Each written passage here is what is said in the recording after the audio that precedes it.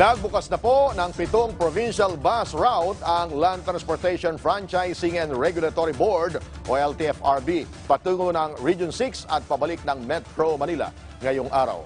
Nasa 221 na provincial bus ang nakatakdang bumiyahe simula ngayong November 18 alinsunod sa Memorandum Circular Number 2020-051-C na inilabas ng LTFRB kahapon.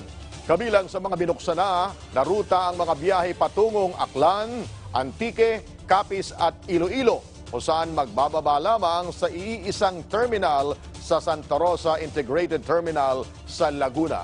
Paalala ng LTFRB, walang taas pasahe sa mga inilabas na ruta. Para makabiyahe ang isang bus unit, kinakailangan kumuha ng QR code ang bus operator kapalit ng special permit na ipapaskil sa harapan ng bus. Paalala naman sa mga pasahero, tiyaking nasusunod ang 7 commandments sa pagsakay ng pampublikong transportasyon.